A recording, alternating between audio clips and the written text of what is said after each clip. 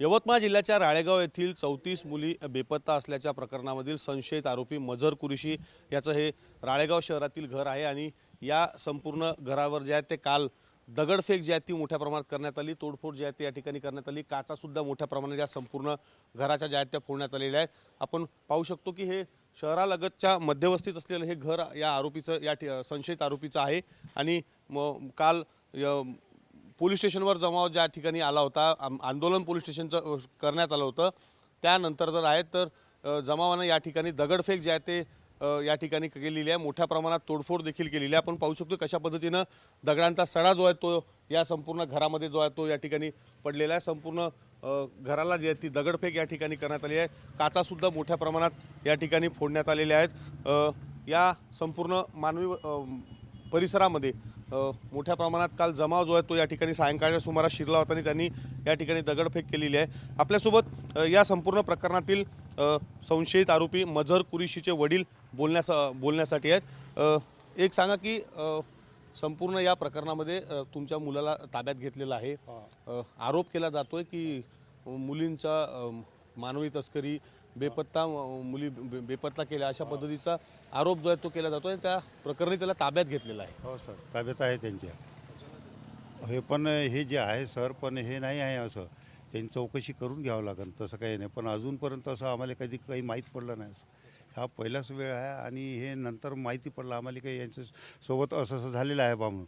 त्याच्यानंतर मग याईनं ते निवेदन दिल्यानंतर माझ्या घरावर आले आणि फोडफाड केलं त्याने।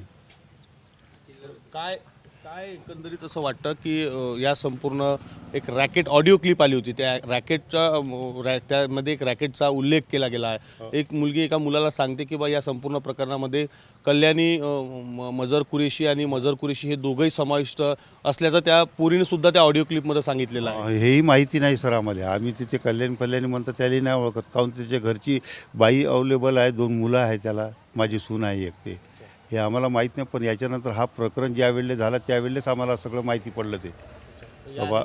नाही याच्यानंतर मग माहीत पडलं की हे असं असं हे आहे बाबा। गावातीलच काही गरीब घरच्या मुलींना फसवणूक करून त्यांना बाहेर ठिकाणी नेऊन विक्री केल्याचाही आरोप केला नाही सर, असं काहीच नाही।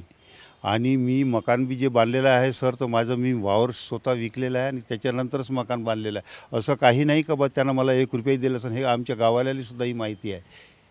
1 रुपयासुद्धा असं नाही का बा कोणाला असं वाटत असेल का बा हे असं काही काम करत असं, पण सगळ्यांना माहिती आहे आणि मी गावात का हेही त्यांना माहिती आहे। तर त्याच्यानंतर मी हे जे वावर विकलं त्याच्याकडूनच मग मकान बांधलेलं आहे माझं। माझ्याजवळ शेती होती, मी विकली आणि विकल्यानंतर हा मकान बांधलेला आहे। काही तुम्हाला याआधी काही त्याच्यावर संशय किंवा काही सुगावा तुम्हाला त्याच्या या संपूर्ण विषयावर काही आला नाही सर, याच्याबद्दल काहीच माहीत नाही पडलं आम्हाला। असं जर काही असतं तर मग आम्ही त्याला तसं करू दिलं नसतं ना, कारण की आम्ही त्या हिशोबाचे नाही आहे सर। ह्या गोष्टी आम्हाला नाही पटत। मी गावात माझी एवढी आता 64 वर्षाची वय झालेली आहे आणि सगळ्या समाजासोबत मी सगळं मिळून राहतो। असं जातीवाद हे ते कधी झालेलं नाही आमच्या गावात सर। आणि याच्यानंतर हा पहिलाच वेळ असा आहे का ते लोकांनी दगडफेक वगैरे केली, नुकसान त्याचाही आपल्याला काही करायचं नाही, आपल्याला काही त्यांच्याबद्दल काही बोलायचं नाही। बस एवढंच माझं म्हणणं आहे, दुसरं काही नाही। निश्चित तर या संपूर्ण प्रकरणातील संशयित आरोपी मजर कुरेशीचे वडील आहेत, त्यांनी सांगितलं की याआधी अशा पद्धतीनं कुठलाही असा प्रकार जो आहे तो या राळेगाव शहरामध्ये घडला नाही। एक सलोख्याचं वातावरण जे आहे ते या संपूर्ण शहरामध्ये कायमच या ठिकाणी नांदतं। आरोपीनं संशयित आरोपीनं ज्या पद्धतीनं आरोप त्या आरोपीवर केले जात आहेत त्याबद्दलची कुठलीही माहिती नसल्याचं त्यांनी या ठिकाणी सांगितलं। कॅमेरामन अनिकेत दहातोंडेसह विवेक गावंडे, TV9 मराठी, राळेगाव, यवतमाळ।